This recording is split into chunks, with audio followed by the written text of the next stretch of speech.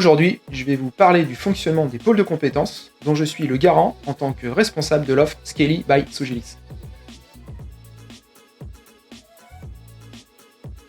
Alors, il y a un leader de pôle, ainsi que des membres qui participent à la vie du pôle. Alors, un leader de pôle de compétences a 3 grandes missions. Sa première mission, c'est d'être le référent visible en interne au sein de Sogillis sur son pôle de compétences. Son deuxième objectif, en fait, c'est d'être capable de correctement structurer son pôle de compétences pour le faire grandir. Voilà. Et enfin, sa troisième mission ou objectif, c'est d'être capable donc, d'animer et de dynamiser correctement son pôle de compétences. Il faut savoir que tout collaborateur Sogillis est libre de rejoindre par lui-même un pôle de compétences, c'est ouvert à tout le monde. Ensuite, pourquoi un collaborateur souhaite rejoindre un pôle ? Tout simplement parce qu'il a envie de traiter les thématiques qui sont gérées dans ce pôle, ou bien parce que lui-même a envie de monter en compétence sur certains sujets qui l'intéressent.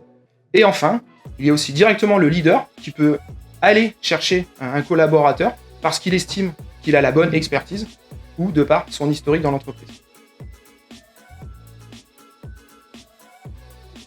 Aujourd'hui, nous utilisons l'outil Slack que nous avons en interne à Sogillis. Et sur cet outil, nous avons des groupes communs à tous les pôles de compétences, également des groupes spécifiques. Et bien entendu, ces groupes sont ouverts à tout collaborateur Sogillis. Et enfin, nous avons mis en place un système de rétrospective mensuelle avec l'ensemble des leaders de pôle.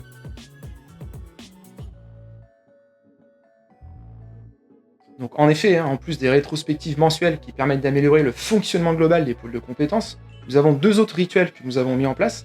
Le premier, c'est un point de synchronisation 2 fois par mois avec les leaders de pôle qui, moi, me permet de m'assurer que leur rôle de leader se passe bien et de justement pouvoir planifier les différentes actions à mener.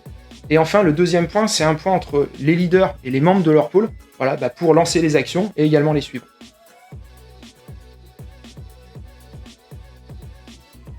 Alors les besoins sont régulièrement échangés avec le commerce afin d'être en accord avec les besoins business de nos clients. Donc les leaders de pôle partagent avec le commerce les nouveaux besoins qu'ils trouvent pertinents à améliorer et le commerce les challenge. Et enfin, le commerce, de son côté, explique les besoins qui nous font défaut en clientèle afin qu'ils soient pris en compte et priorisés par le pôle de compétences concerné.